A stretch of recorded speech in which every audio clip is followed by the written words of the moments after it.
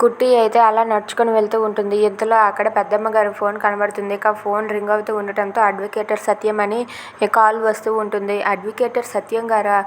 పెద్దమ్మ గారు ఇందాకలా అడ్వకేటర్ దగ్గరకు వెళ్ళారు కదా, ఆ విషయం మాట్లాడడానికేనేమో. ఏమైందో నేను ఏం మాట్లాడారో నేను కనుక్కుంటాను అని చెప్పి కుట్టి అయితే పెద్దమ్మ గారు లేకపోవడంతో తను ఫోన్ లిఫ్ట్ చేసి తన చెవు దగ్గర పెట్టుకుంటుంది. ఇక లిఫ్ట్ చేయగానే మేడం గారు, నేను అడ్వకేటర్ సత్యాన్ని మాట్లాడుతున్నారు.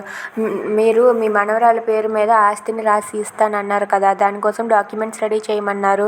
నేను డాక్యుమెంట్స్ రెడీ చేస్తాను, కానీ నాకు కొంచెం టైం కావాలి. నాకు చిన్న పని ఉంది మేడం. మీరు అనుకున్న సమయం కన్నా తర్వాత నేను డాక్యుమెంట్స్ని రెడీ చేస్తానని చెప్పి అతను ఫోన్ పెట్టేస్తాడు. ఇక కుట్టి దాంతో వెంటనే ఈ విషయం జ్యోతమ్మకి చెప్పాలని చెప్పి, జ్యోతమ్మ నీకు ఒక విషయం చెప్పాలి అని చెప్పి అంటూ ఉంటుంది. అది విని జ్యోతి అయితే ఏంటి కుట్టి చెప్పు అని చెప్పి అడుగుతుంది. జ్యోతమ్మ, జీవన పేరు మీద పెద్దమ్మ గారు ఆస్తి మొత్తం రాయాలని నిర్ణయం తీసుకున్నారు. అడ్వకేటర్ని కూడా కలిశారు జ్యోతమ్మ. ఈ విషయాలేవి మీకు తెలియకుండానే జరుగుతున్నాయి. ఎలాగైనా సరే నువ్వు దీన్ని ఆపాలి జ్యోతమ్మ అని చెప్పి కుట్టి జ్యోతితో అంటుంది. అది విని జ్యోతి కూడా ఒక్కసారిగా షాక్ అయ్యి అలా ఉండిపోతుంది.